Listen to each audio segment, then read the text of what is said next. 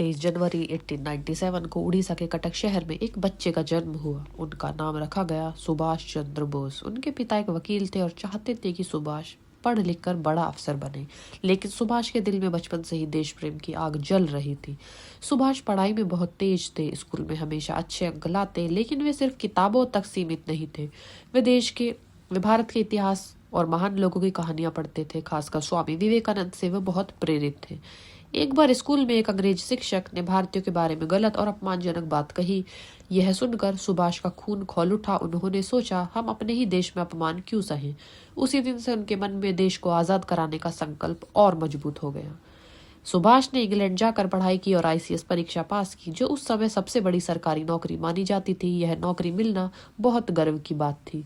उनके परिवार और रिश्तेदार बहुत खुश हुए, लेकिन सुभाष खुश नहीं थे। उन्होंने सोचा, मैं अंग्रेजों की सेवा करूं या अपने देश की। आखिरकार उन्होंने बड़ी नौकरी छोड़ दी।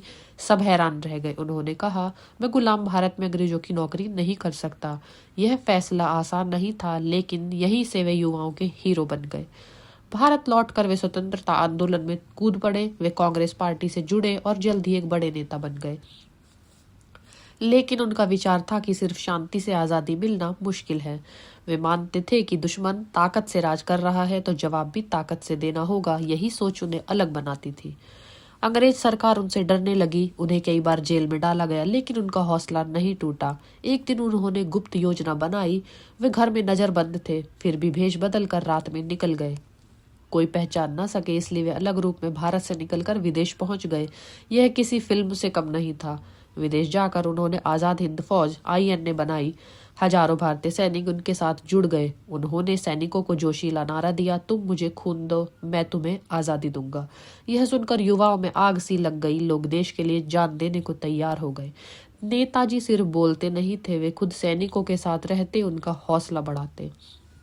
नेताजी अपने सैनिकों से कहते, कठिन रास्ते ही महान मंजिल तक ले जाते हैं।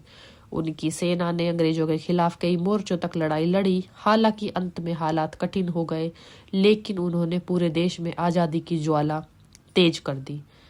नेताजी का जीवन हमें यही सिखाता है कि बड़ा सपना देखने की हिम्मत रखो, देश और सत्य के लिए त्याग करो, मुश्किलों से मत डरो। नेतृत्व मतलब खुद आगे बढ़ना। उन्होंने दिखाया कि एक इंसान का साहस लाखों लोगों को जगा सकता है। इस नेताजी की इस कहानी से हमें यही सीख मिलती है कि देश प्रेम सबसे बड़ा धर्म है। हिम्मत वाले इतिहास बदलते हैं और सच्चा नेता वही जो खुद बलिदान दे।